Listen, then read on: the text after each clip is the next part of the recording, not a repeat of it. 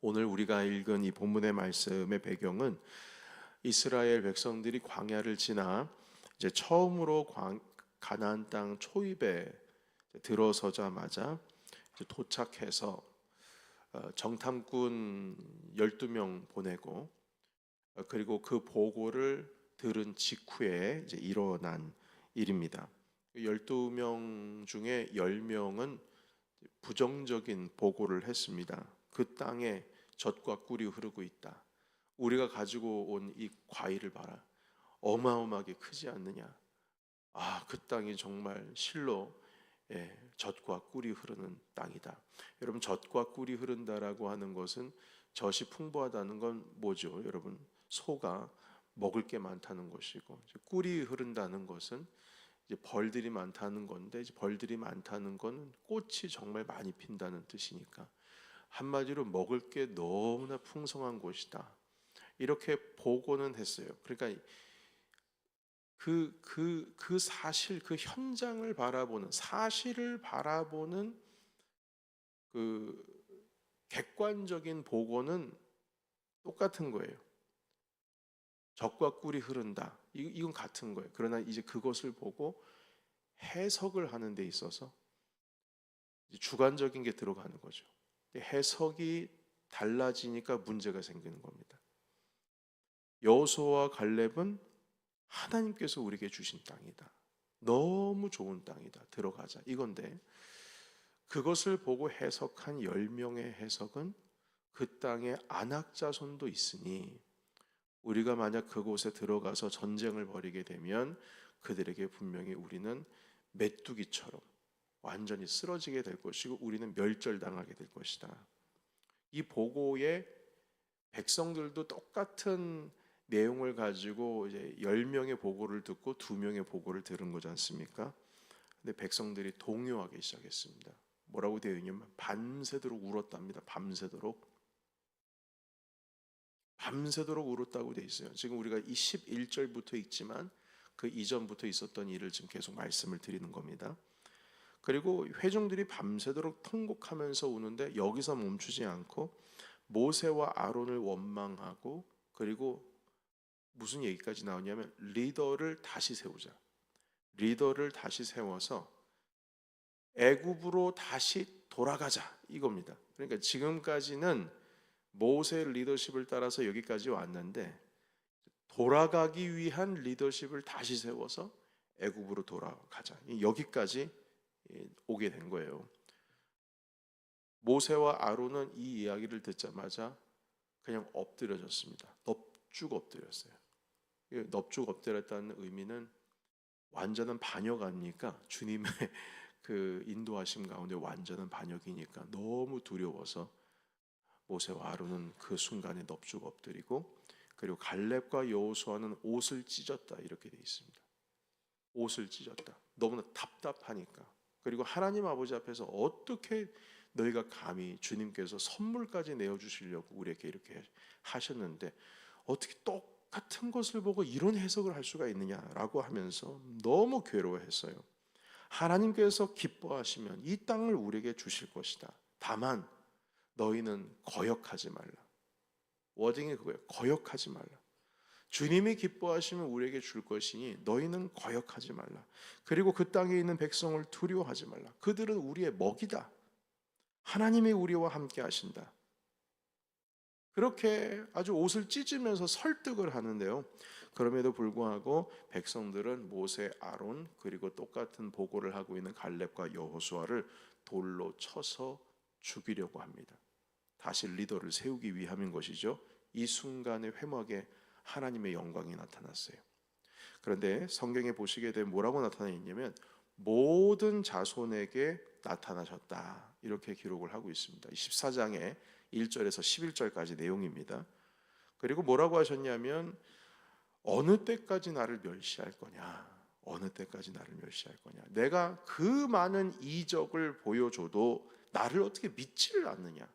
애굽에서 떠나오기 전부터 10가지 재앙을 봤는데 이것도 못 믿고, 홍해 바다를 건넜는데도 못 믿고, 물이 터쳐 나와도 못 믿고, 다 못 믿는 거예요. 이러니 차라리 전염병으로 다시 다 죽여서 난 민족을 다시 세우겠다. 그리고 그 민족을 세우면 더 크고 강한 나라를 만들 것이다. 이렇게 하나님께서 회막 가운데 그 영광이 임재하신다는 것은 이제 구름같이 임재하신 것인데, 그 가운데 주님께서 모든 백성에게 나타나셔서 이 말씀을 하셨어요. 여러분, 그러니까 이 백성들이 동요하다가 주님의 영광이 드러나시니까 어떻게 합니까? 아무 말 못하고 그 위험 가운데 엎드려질 수밖에 없는 것이죠. 여러분, 이 말씀대로 하게 되면은 민족 하나가 없어지는 겁니다. 전염병 하나로요. 이때에 이제 11절부터 있는 말씀이에요. 모세가 하나님께 중보 기도하면서 용서를 요청하는 기도를 합니다. 만약 하나님, 당신께서 우리 모든 민족을 멸하시면, 지금 주변에 있는 모든 나라들이 홍해바다 갈라진 소식 듣고 애굽에서 히브리인들이 지금 200만 명 이상 되는 민족이 지금 나온 곳에 소문이 다 퍼져 있는데, 만약 이 광야에서 이 우리 민족을 다 죽이게 되면 여러분, 하나님의 명성에 대해 지금 이거 뭐라고 말할 거예요? 주님의 명성이 땅에 떨어지는 거예요. 자기 백성을 구해낸 다음에 가나안 땅으로 들여보낼 능력이 없으니까, 권능이 없으니까 결국에는 광야에서 죽여버리는구나 라고 말할 겁니다. 하나님 명성에 이런 일이 있으면 안 되지 않습니까? 그러니 주님 용서해 주십시오 라고 기도하고 있어요. 자, 그런데 여기서 이 모세가 하는 기도 중에 독특한 표현 하나를 우리가 발견합니다. 그것은 이제 16절에서 17절까지 있는 내용인데요. 우리 한번 같이 읽도록 하겠습니다. 자, 시작. 여호와가 이 백성에게 주기로 맹세한 땅에 인도할 능력이 없었으므로 광야에서 죽였다 하리이다. 이제 구하옵나니 이미 말씀하신 대로 주의 큰 권능을 나타내옵소서 이르시기를. 자, 여기 보십시오. 주님의 큰 권능을 나타내 달랍니다. 주님의 큰 권능을 나타내시옵소서. 이미 말씀하신 대로 주님의 큰 권능. 하나님께서 지금까지 10가지 재앙도 내리셨고 홍해바다도 가르셨고 이런 수많은 이적들을 행하였는데도, 왜 그 큰 권능을 행하였는데도 나를 못 믿느냐? 왜 나를 이렇게 멸시하느냐? 이렇게 말씀하시지 않으셨습니까? 주님, 그러니까 이미 말씀하신 대로 이제 주의 큰 권능을 나타내옵소서라고 하시면서, 자, 그러면 큰 권능이 뭘까? 주님께서 이제 나타내셔야 할 큰 권능이 뭘까라고 했을 때 17절에서 19절까지의 말씀이 큰 권능입니다. 우리 같이 읽겠습니다. 17절 시작. 이제 구하옵나니 이미 말씀하신 대로 주의 큰 권능을 나타내옵소서 이르시기를. 여호와는 노하기를 더디하시고 인자가 많아 죄악과 허물을 사하시나 형벌 받을 자는 결단코 사하지 아니하시고 아버지의 죄악을 자식에게 갚아 3, 4대까지 이르게 하리라 하셨나이다. 구하옵나니 주의 인자의 광대하심을 따라 이 백성의 죄악을 사하시되 애굽에서부터 지금까지 이 백성을 사하신 것 같이 사하시옵소서. 아멘. 이 사한다라는 말은 용서해 달라는 거 아니에요? 그러니까 지금 여기서 주님 지금까지 이미 말씀하신 대로 그 말씀하셨던 큰 권능을 행하시옵소서라고 요청을 한 다음에, 그 큰 권능이 무엇이냐면 이 원망과 불평으로 가득한 죄 많은 이스라엘을 용서해 주시는 것이 큰 권능이에요. 18절 다시 보십시오. 여호와는 노하기를 더디하시는 분입니다. 인내하시는 분 아니셨지 않습니까? 그리고 인자가 많지 않으십니까? 이게 뭐냐? 인자라고 하는 것은 인애와 자비죠. 주님께서는 이렇게 인애와 자비가 많으신 분이시니까 이 죄 많은 이스라엘을 용서하시는, 모든 죄를 용서하시는 그 큰 권능을 우리에게 보여주시옵소서. 여러분, 그러니까 모세가 말을 너무 잘하는 것 같아요. 당신께서 큰 권능, 지금까지 10가지 재앙도 하시고 바닷물도 가르시고 뭐 물도 주시고 뭐 다 하셨는데, 이 불가능한 일, 200만 명이나 되는 넘는 사람들을 그냥 몽땅 그 애굽에서 끌고 나오신 그 큰 권능, 그처럼 큰 권능을 행하시는데 주님, 이 죄악을 용서해 주십시오. 여러분, 용서하시는 것이 큰 권능입니다. 그래서 주님께서는 이 땅 가운데의 그 큰 권능을 나타내시기 위해서 우리에겐 주 예수 그리스도를 보내주셨습니다. 엄청난 권능이죠. 당신께서 하늘 보좌를 버리고 이 땅에 오셨으니까요. 여러분, 우리는 큰 권능이라 할 때 이런 기적, 저런 기적, 수많은 이적, 귀신이 나가고 병든 자가 일어나고 이런 것만이 큰 권능이라고 생각하시겠지만, 정말 큰 권능은 용서받을 수 없는 자가 용서받는 게, 용서받을 수 없는 자를 용서해 주는 것이, 그것이 정말 큰 권능입니다. 도저히 용서할 수 없는, 뭐로도 해결이 안 돼요. 우리 하나님께서는 이 뭘 해결할 수 없는, 한마디로 죄의 삭스는 사망인데 죽음 외에는 답이 없는 이 모든 것을 씻겨주시는 우리 주님이십니다. 당신의 사랑하시는 아들을 보내시기까지. 이것은 세상의 어느 것으로도 비교할 수도 없고, 그리고 대체할 수 없는 우리 주 하나님의 가장 큰 권능입니다. 이 큰 권능을 행하시옵소서라고 하니까요, 우리 주님이 그 말씀을 듣고 20절에 이렇게 말씀하십니다. 우리 같이 읽겠습니다. 자, 시작. 여호와께서 이르시되 내가 내 말대로 사하노라. 사하노라. 그 권능을 행하신다 하셨습니다. 자, 그런데 주님께서 이렇게 용서는 하시지만 형벌은 있습니다. 말씀 보시면 여러분 19절 이후에 보면 22절부터 23절까지 보실까요? 같이 읽겠습니다. 22절에서 23절. 자, 시작. 내 영광과 애국과 광야에서 행한 데 이적을 보고서도 이같이 10번이나 나를 시험하고 내 목소리를 청종하지 아니한 그 사람들은 내가 그들의 조상들에게 맹세한 땅을 결단코 보지 못할 것이요 또 나를 멸시하는 사람은 한 사람도 그것을 보지 못하리라. 아멘. 이게 무슨 뜻이냐면요, 용서의 기회는 다 주시는 거예요. 용서의 기회는 주시는데 그 형벌이라고 하는 것은 피할 수가 없습니다. 여러분, 우리가 가나안 땅에 그 원망과 불평의 결과로 그대로 가지고 있는 사람은 어쩔 수 없어요. 못 들어가는 겁니다. 갈렙, 여호수아, 광야에서 태어난 아기 세대, 아직 좌우를 분변치 못하는 그 광야에서 태어난 세대는 들어가는 겁니다. 그러나 출애굽 1세대는 들어가지를 못해요. 그러니까 이스라엘이라는 민족이 하나님의 백성은 되겠지만 그럼에도 불구하고 그 죄에 대한 벌은 있는 겁니다. 그러니까 이 벌은 심판하기 위한 벌이 아니고요, 이 벌은 회복하게 하시는 벌입니다.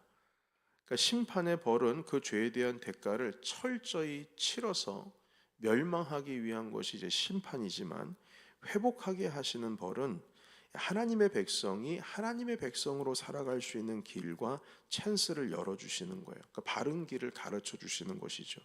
그래서 주님께서는 이스라엘 민족이 살 길을 이렇게 열어주시는 거죠.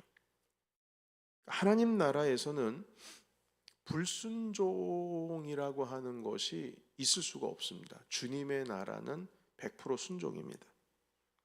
하나님의 말씀에 순종하는 자만이 그 땅에 들어갈 수가 있습니다. 그러니까 이 하나님 나라의 백성의 성품은 순종이라고 하는 성품이 일단 기본적으로 장착이 되어 있어야 해요. 여러분, 이 순종이라고 하는 개념을 들을 때 들어보고 이해가 되고 공감이 되면 하겠습니다. 이건 순종이 아닙니다.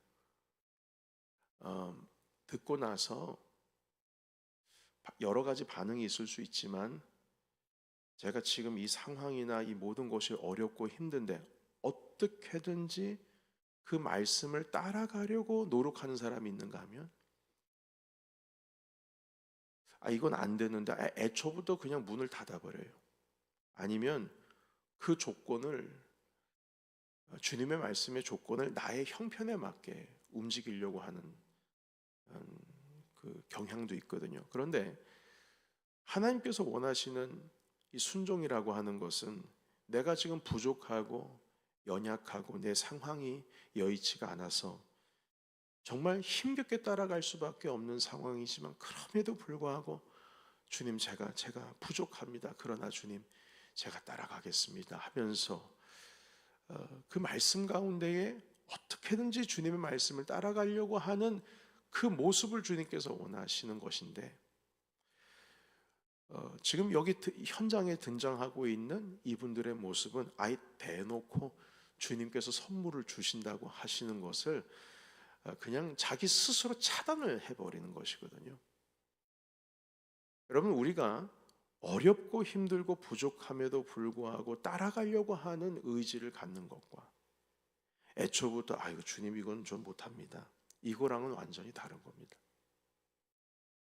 다시 말씀드리지만 하나님의 나라에 있어서는 기본적인 성품이 순종하려고 하는 성품으로 장착된 자만이 들어갈 수가 있습니다. 결국에는 1세대는 못 들어갔어요. 왜냐하면 들어갈 수가 없습니다. 기본적으로 그런 마음을 가지고 있으면 어울리지를 못해요. 어울려지지가 않아요. 대신 이 아기 세대들, 광야에서 태어난 그 세대들이 어떻게 변하는지 한번 보십시오. 40년 뒤에 광야 땅에 들어갈 때 어떠했습니까? 우리가 여호수아 말씀을 통해서 우리가 살펴보게 되는데 금요일마다요. 첫 번째, 말도 안 되는 명령에 이 두 번째 세대들은 순종을 하게 됩니다. 여러분, 40년 뒤에 가나안 땅의 상황이 좋아졌을까요? 뭐 안악자손의 수가 갑자기 반으로 줄었을까요? 절대 그렇지 않습니다. 오히려 더 크게 번성을 했을 겁니다. 그런데 요단강 앞에서 동일한 민족, 안악자손, 전혀 달라지지 않는 환경 속에서 주님께서 요단강을 건너라 하실 때 믿음으로 맨발로 일단 강바닥으로 들어가는 믿음이 일어나게 됩니다. 그리고 여호수아서에서 말씀을 드렸지만 요단강을 건너고 나서 길갈이라고 하는 평지 가운데 그 여리고 평지 가운데에서 할례를 행합니다. 이제 곧 전투가 일어나거든요. 그 전투를 앞두고 모든 남자가 다 할례를 행하는데 이것이 적합한 시기는 아닙니다. 왜냐하면 뒤에는 강이 있죠. 앞에는 적군이 있죠. 만약에 이스라엘에 있는 20세 이상에 있는 모든 이 군인들, 칼을 쓸 수 있는 자가 외과 수술을 다 했다고 하는 소식이 스파이에 의해서 여리고성에 접수가 되면은요, 오히려 역으로 당할 수가 있습니다. 왜냐하면 다 누워 있지 않습니까? 그럼에도 불구하고 그 명령을 행하였을 때 할례해야 된다. 그랬을 때 그 많은 2세 출신의 사람들은 하나님의 자녀로 살아가기 위한 증표를 남기기 위해서 한 명도 불평불만 없이 그 명령에 순종합니다. 저는 이게 기적이라고 생각해요. 저는 어떻게 이룰 수가 있을까? 그 순종의 사람들이 첫 전투인 여리고성 칼 한 번 쓰지 않고 성이 무너지는 것을 경험하는 겁니다. 하나님께서 행하시는구나라고 하는 것을 눈으로 보게 되는 거죠. 다시 말해서 이 사람들은 이겨놓고 싸우는 사람들이 되었습니다. 여러분, 하나님의 큰 권능 아래 우리가 있습니다. 첫 번째는 용서하시는 하나님의 은혜. 이것이 가장 큰 주님의 권능입니다. 이 큰 권능을 여러분, 우린 주님을 시험하면 안 됩니다. 주님은 용서하시는 분이십니다. 그런데 조건이 있습니다. 여러분, 그게 무슨 말씀이냐면 우리 주 하나님께서는 예수 그리스도를 우리 가운데에 조건 없이 예수 그리스도를 보내주셨지만 그 주님을 선물로 주셨을 때 받아들이는 자가 주님의 나라 갈 수 있어요. 못 받아들이면 못 가는 거예요. 받아들이는 것 자체가 뭡니까? 순종입니다. 왕이 결혼잔치를 벌였는데 초청장을 보냈는데 그걸 받고 오는 자는 주님의 그 잔치에 들어가는 거예요. 그러나 초청장을 받았음에도 불구하고 오지 않으면 끝입니다. 초청장을 받고, 내게 주신 선물이구나, 이걸 받아들이는 게 순종이에요. 이유가 많아요. 내가 뭐 밭도 갈아야 되고 장가도 가야 되고 뭐 해야 되고 뭐 해야 되고. 근데 한 가지만 더 말씀드립니다. 이 이스라엘 그때 당시 고대 근동의 사회에서는 초청장이 2번 갔답니다. 무슨 말이냐면, 한 번 이제 오라, 몇 날 며칠에 당신이 초대되었다, 이겁니다. 그리고 나서 그날 때쯤이 가까이 오면 2번째로 한 번 더 종들을 보냅니다. 이제 가십시다, 이겁니다. 그러니까 이미 갑작스러운 초대가 아니에요. 이미 오래전부터 이날에 잔치가 있을 거니까 시간도 좀 세이브 해주시고 좀 준비 좀 해주세요 라는 의미로 초청장을 보낸 것이거든요. 근데 그걸 받았으면 이제 온다는 뜻입니다. 그런데 막바지에 가서 잔치의 때가 됐기 때문에 종을 보내서 모시러 오려고 하는데 안 된다는 거예요. 안 된다는 거예요. 다시 말씀드립니다. 마지막 우리의 본향인 그 나라를 들어가기 위해서는 우리 머리끝에서부터 발끝까지 순종의 성품이 있어야 돼. 주님의 말씀이 이러하다 하시면, 네, 주님의 말씀입니다. 그런 성품이 우리 가운데 가지고 있어야 됩니다. 제가 대학 다닐 때 아직 제 학번 때에는 데모하는 것이 좀 남아있는 학번이었어요. 그래서 저는 데모하시는 분이 정말 말 잘하잖아요. 말씀 정말 잘하시거든요. 그래서 그런 선배들을 보면서 제가 부럽다, 어떻게 말도 저렇게 잘하고. 그러니까 뭔가 비판하면 사람들이 스마트해 보이는 것처럼 느꼈어요. 그래서 저도 한번 대자보 써본다고 한번 쭉쭉쭉 써가지고 벽에다 붙였다가 교수님들, 주영광이 누구야? 주영광이 누구야? 그래서 교수님 한 분이 그거를 푹 찢어버리시더라고요. 그리고 영광아, 너 그렇게 안 봤는데 너 어떻게 이럴 수가 있냐고 그러시더라고요. 그래서 교수님, 제가 그래도 생각이 있어서 그랬다고 하면서 제 이 나약한 모습을 그대로 드러냈는데, 나중에 이제 시간이 지나고 나서 저도 나이를 먹고 조금씩 머리도 커지고 성품도 이제 훈련받으면서 그때 당시에 이렇게 회상을 해보면요,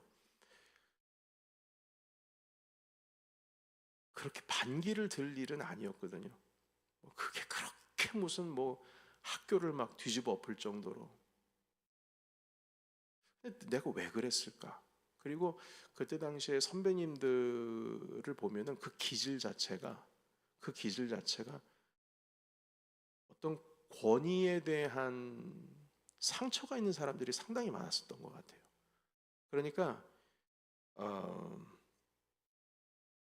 권위를 가지고 있는 자가 무슨 말을 하면 일단은 그 부분에 대해서 삐딱하게 생각하고 있는 그런 성품들이 좀 있었던 것 같은 느낌이 들었습니다. 그러신 분들 있잖아요.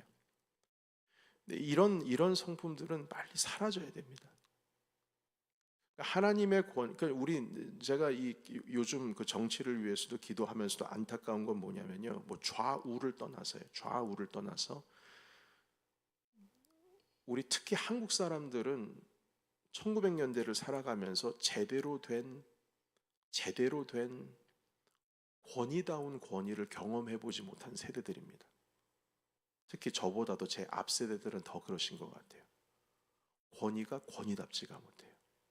그러다 보니까 권위라고 하는 자체가 내 안에 부정적으로 다가옵니다. 그래서 권위자가 하는 말이나 어떤 그러한 표현 가운데 일단은 싫은 거예요. 그래서 예수전도단이라고 하는 YM이라고 하는 국제 제자 훈련 선교 활동을 하시는 선교 단체에서는 간사가 되기 위해서는 DTS라고 하는 예수제자 학교를 꼭 나와야 됩니다. 6개월 코스인데요. 근데 그 코스 가운데 있어서 한 가지 가장 중요한 것이 무엇이냐면 내 아버지를 용서하는 과목이 들어가 있습니다. 왜냐하면 아버지로부터 잘못된 권위를 받은 것, 어머니로부터 잘못된 권위를 받은 것으로 인해서 상처를 받게 되면 하나님의 권위를 그대로 내 안으로 받아들이기가 너무 어려운 거예요. 그러니까 신앙들이 다 삐뚤어져 있습니다. 삐뚤어져 있어요. 하나님의 말씀을 받는 것도 삐뚤어져 있고, 권위자가, 영적인 권위자가 얘기를 하는 것에 대해서도 삐뚤어져 있고, 다 어긋나 있어요. 그래서 그 DTS 훈련 가운데서 핵심이 뭐냐 그러면은, 나에게 상처 준 아버지와 어머니, 그리고 영적인 지도자와 화해를 하는 겁니다. 그리고 나서 맨 마지막에 졸업식 때 그분들을 초청하는 겁니다. 나의 졸업식에. 여러분, 우리 가운데에 이런 과정이 필요합니다. 하나님의 권위를 그대로 그 권위의 날개 그늘 아래 들어갈 수 있는. 근데 우리는 그 권위를, 나쁜 권위, 여러분 대한민국, 지금도 뭐 미국도 마찬가지입니다.